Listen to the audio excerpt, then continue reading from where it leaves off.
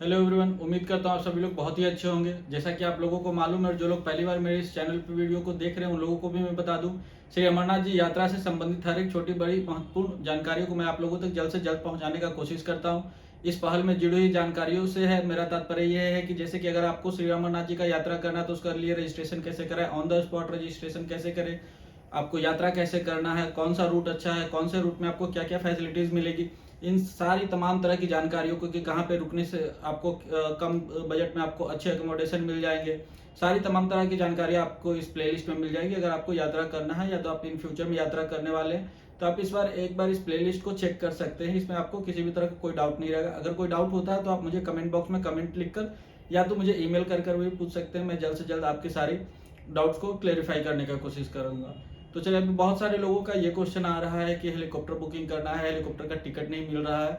तो मैं आप लोगों को ये बात बता दूं कि हेलीकॉप्टर का टिकट आपको कोई एजेंट प्रोवाइड नहीं करेगा। हेलीकॉप्टर के टिकट्स भी अवेलेबल हैं, बट अनफॉर्चुनेटली मुझे ऐसा लगता है कि आप लोग पहले 10 या 15 दिन का टिकट देख रहे हैं। लगभग 20 जुलाई तक के ऑलमोस्ट टिकट फिल हो चुके हैं, लेकिन आपको जुलाई लास्ट वीक और अगस्त का टिकट अवेलेबल है। तो अगर आप लोगों को यात्रा करना है तो आप लोग उस बीच के टिकट को बुक कर सकते हैं जो अवेलेबल है। जो टिकट एक बार सोल्ड आउट हो गए वो टिकट सोल्ड आउट हो चुके हैं। बहुत सारे लोग मुझसे ये भी पूछ रहे हैं ऑन द स्पॉट बुकिंग के लिए।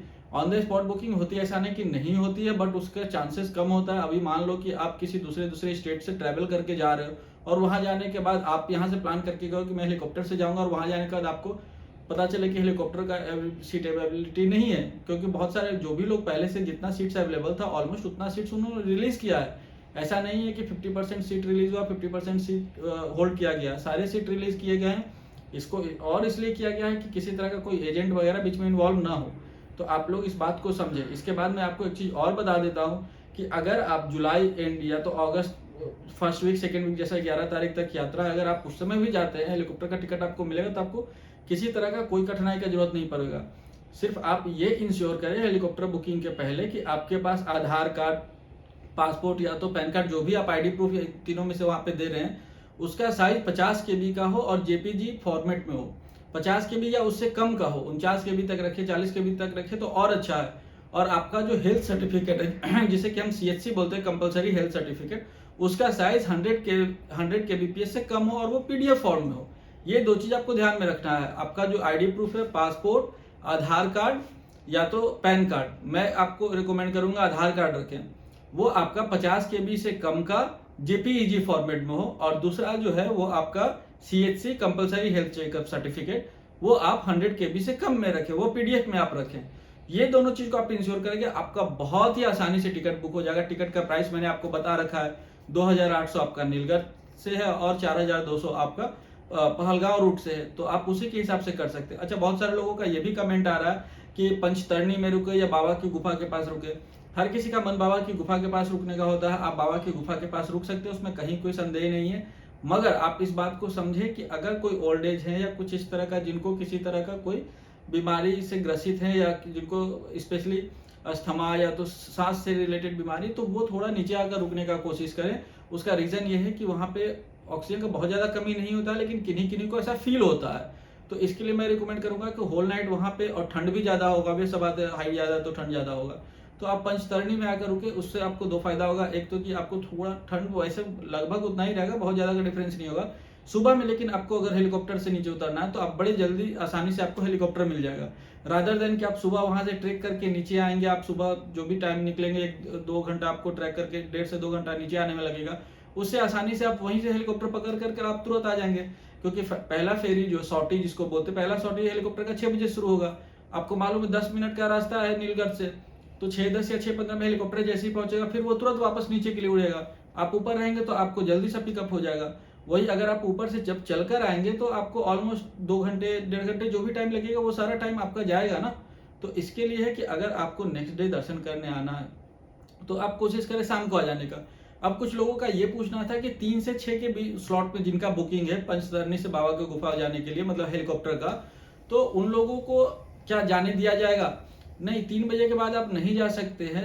मतलब 3 बजे बोलने का मतलब एग्जैक्ट डॉट 3 बजे नहीं है, 4-4:30 बजे के बाद आपको नहीं जाने दिया जाएगा, क्योंकि आप उतना जल्दी पहुंच नहीं पाएंगे बाबा गुफा के पास। और अंधेरे में वहां पे ट्रैकिंग करना बिल्कुल ही अलाउ नहीं है, क्योंकि आप वहां से या तो ट्रैक करके जाएंगे या तो बोनी पिट्टू से जाएंगे, सॉरी पालकी से जाएंगे।